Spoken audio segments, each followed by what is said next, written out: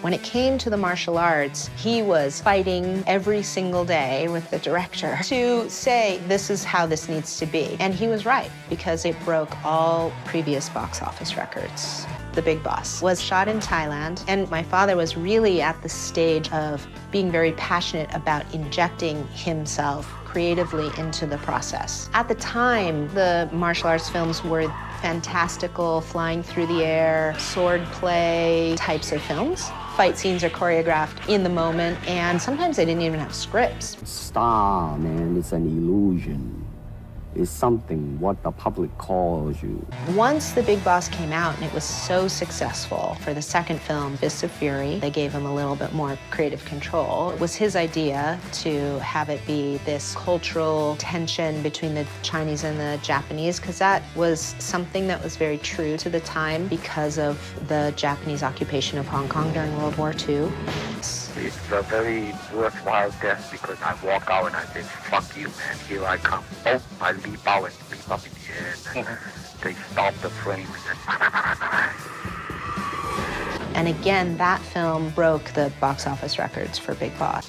So he did these first two films. They were hugely successful. For his next film, which was Way of the Dragon, he wrote it, he produced it, he starred in it, he choreographed it. He really wanted to focus on the experience of the Chinese in a foreign place. The film takes place in Rome. He was really good at being able to tap into the storytelling for the audiences of the day and what would resonate with them. Man, I mean, you would be very pleased if somebody say, hey man, you are a super actor.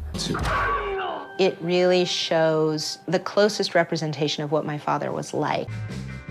These films that he did, there's a transmission of his energy in them. He worked on himself and cultivated that energy and infused that into everything that he did. The idea that if we do that for ourselves, that we can create impact is a beautiful message.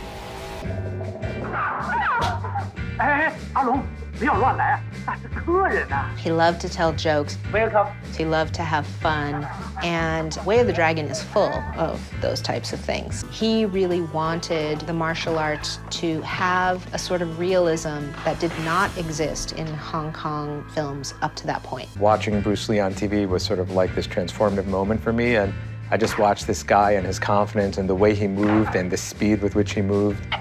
This transformative moment for me, and he fights Chuck Norris in the Coliseum, and it was just sort of like having discovered a whole new world, and I became obsessed with him after that. Fight the oppressor, and I think that's what everyone latches on to. You could see in his films, his philosophy just effervesces. You know, it just bubbles out of the screen. Like Butch Cassidy and a Sundance Kid. Thought in my mind, I said, boy, I'm gonna star in a movie or star in a television series in America. That might be a vague dream. Maybe.